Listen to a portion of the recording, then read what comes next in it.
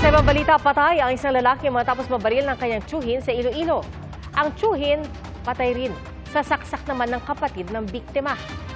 Sa Pangasinan, patay ang isang babae sa pananaksak ng kanyang mister. Saksi, si Kim Salinas ng GMA Regional TV. Pinaglalamayan ng kanyang pamilya ang isang babaeng 47 anyos sa Orbis, Tondo, Pangasinan. Patay sa pananaksak ang babae at ang itinuturong salarin ang kanyang mister. Ayon sa pulisya, hapon ng November 1, lasing umanong sinugod ng sospek ang biktima na nooy may kinakasama ng iba.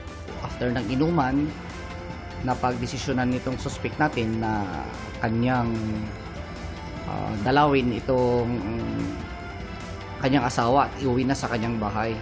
So, along the way, nakita niya itong asawa niya at yung kanyang bagong kinakasama na nagbibilad ng palay. Nagkaroon ng confrontation hanggang nauwi sa habulan. Kwento naman ng sospek, bumalik siya sa kanyang bahay para kumuha ng kutsilyo. At pagbalik, dito na niya inundayan ng saksak ang kanyang misis. Nakatakbo umano ang kinakasama ng biktima. Tinanong ko dun sa asawa ko, sabi mo pupunta ka sa bahay. Hindi ako papayagan, sabi niya. Kabit mo lang yan, sabi ko.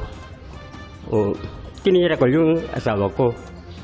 Hindi ko alam kung patay o hindi. Tumakbo na ako. Dead on arrival sa hospital ang biktima. Ayon sa panganay na anak, 6 na buwan nang hiwalay ang kanilang mga magulang. Ganun yung ginawa niya. Masakit lang po. Bakit mismo ang asawa po niya yung gumawa nun? Ang alam po talaga namin okay na po. Labis naman ang pagsisisi ng sospek na mahaharap sa kaukulang kaso. Magyuhin naman ang nasawi sa Kalinog, Iloilo nito ring November 1.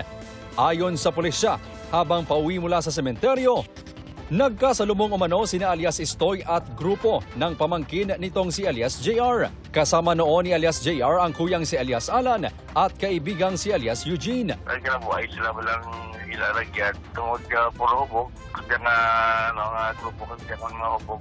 Doon nag-imbitanay pala, mga silang isog na nagasitanay. Ayon pa sa mga pulis, si alias Eugene ang totoong target ni alias Istoy. Pero pumagit na si alias JR, kaya siya ang nabaril.